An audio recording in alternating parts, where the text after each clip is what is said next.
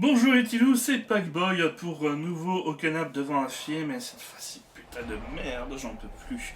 Le nouveau film de DC Universe, Wonder Woman 84. Wonder Woman 84. Zack Snyder, il est plus disponible? Non, sincèrement? Putain de merde. Non, parce que Wonder Woman 84 suit la déchéance du DC Universe depuis Shazam, c'est-à-dire donc un univers très gentil, très mignon, très typé années 80 avec ses clichés et ses défauts. C'est des films de prod qui sont imputés avec la morale d'aujourd'hui, mais un style ancien. Alors si pour Shazam et Bird of Prey, on peut dire surtout Bird of Prey, parce que Shazam, je trouve ça encore regardable.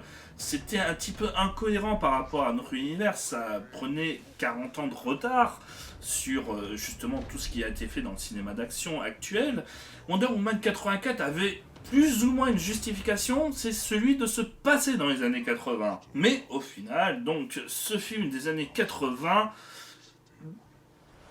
il propose donc un scénario typé années 80 avec des personnages, des méchants et des gentils très années 80 et donc très clichés, avec limite un méchant qui préfère un rire à la James Bond, un rire diabolique et farfelu et cliché, et je crois qu'il le fait d'ailleurs.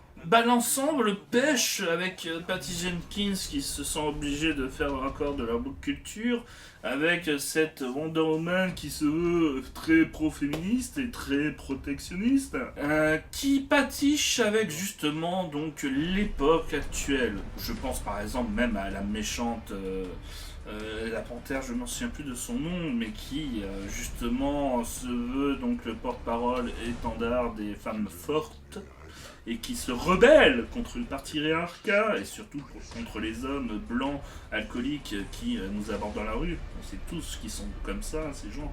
C'est horrible, c'est affreux, mon Dieu. Oh là là, ça se passe tous les jours.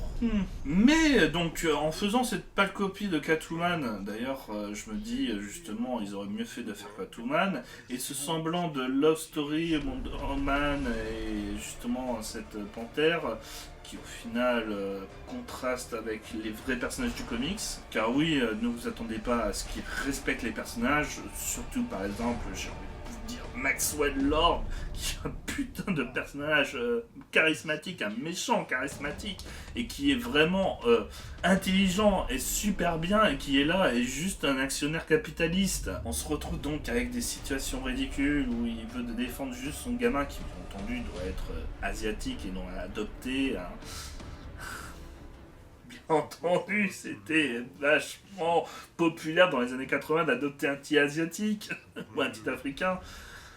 C'est pas assez woke là, hein, je trouve, hein, DC. Hein. Vous auriez pu mettre un petit noir, hein, surtout que ça en manque de diversité dans ce film. Trêve de plaisanterie, hein, mais bon, voilà, tout semble un petit peu forcé, mais, Wonder Woman 1 n'était pas non plus avec un scénario exceptionnel. Et oui, je fais partie de ceux qui ont trouvé ça sympa, mais sans plus, le premier Wonder Woman. Hein. Je lui ai donné un 3,5 sur 5 pour vous donner une petite idée. C'était regardable, il y avait des bonnes scènes d'action.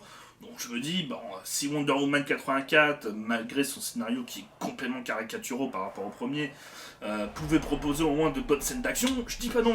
Et ben merde, oui, parce que justement, là, je ne sais pas qu'est-ce qui s'est passé, mais soit les effets spéciaux ont complètement été dénaturés à cause du Covid et n'a pas pu être fait jusqu'au bout. On sent énormément les fonds verts sur certaines scènes, qui m'a fait penser à un mauvais DTV de Asylum à la Sharknado. Et non, ce n'est pas un compliment, mais j'ai donc rigolé plusieurs fois sans faire esprit devant ce film qui au final aborde, enfin essaie de paraître sombre et avec très très peu de scènes comiques, mais qui au final fait beaucoup rire. Que cela soit par les situations absurdes lors des combats ou des scènes d'action, comme par la justesse de ses effets spéciaux. Et étonnamment, j'ai envie de dire, je pense que Patty Jenkins a dû être beaucoup aidée par Snyder dans le premier film. Parce que là, dans le 2, tout est plat. Tout est plat et générique et rempli de CGI dégueulasse. Il n'y a rien qui va vous marquer. et vous aurez juste à avoir une bouillie de pixels qui bouge un petit peu partout. L'effet Borderfray, vous savez, on agite la clé pour donner l'impression qu'il y a quelque chose, mais il se passe rien. Donc il va falloir vraiment se poser la question si c'est très important de faire passer justement des films qu'on penserait populaires grâce à son message, ou si on veut enfin réaliser des bons films avec des bons messages, parce que là, au final, donc le tout semble patiner à une histoire de c'est pas bien d'être gentil, d'être méchant, il faut être gentil. Et on se dit que là, les producteurs ne comprennent pas encore ce qu'ils veulent expliquer, ce à quoi ils veulent de quoi ils veulent parler. Mais le tout semble en plus caricaturer ce message et donc le rendre indigent. Alors, il serait peut-être temps de se décider à arrêter de balancer des messages si le seule raison, je vais vous spoiler la fin du film, de résoudre le système, c'est de dire « Oh, c'est pas bien d'être méchant, alors annulez votre vœu !» Et tout le monde annule son vœu. Moi, je veux bien y croire hein, que les gens sont gentils au fond d'eux, bien entendu, hein, mais je serais mal à croire que sur 7 milliards de personnes, et ce malgré qu'il y aura toujours un contre-coup à un vœu, c'est-à-dire une personne qui meurt en échange, par exemple, ou qui sera dépossédé quelque chose ou autre, qu'il n'y en a pas un qui soit assez pourri et égoïste pour justement s'en contenter.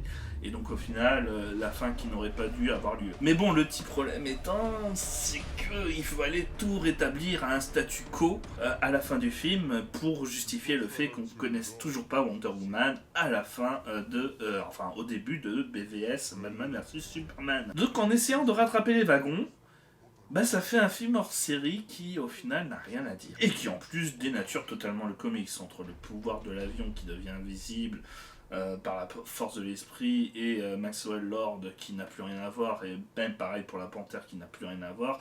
En fait tous les personnages ne sont que des caricatures d'eux-mêmes et qui sont juste là pour faire passer le message de Patty Jenkins qu'il faut être beau et gentil. D'ailleurs avec la polémique du viol, au final on peut remarquer qu'on aura beau les titiller même dans le bon sens, ces personnages-là auront toujours quelque chose à dire sur votre film. Allez, parce que Gal Gadot est super belle, mais qu'elle joue beaucoup moins bien que dans le premier film, il va falloir se poser des questions quand même, comme quoi une bonne réalisation, une bonne mise en scène, une bonne direction d'acteur peut cacher certains mauvais talents. Et nous donnerons un bon 1,5 sur 5 au film, parce que bon, c'est vrai que je me suis tapé des bonnes barres. Pas vraiment grâce au film, hein, indirectement grâce au film, mais je me suis tapé des bonnes barres. Bon, par contre, les 3,5 restants, c'est dû à au moins les dizaines de moments de malaise que j'ai eu devant tout le film. Ça, c'est difficilement rattrapable.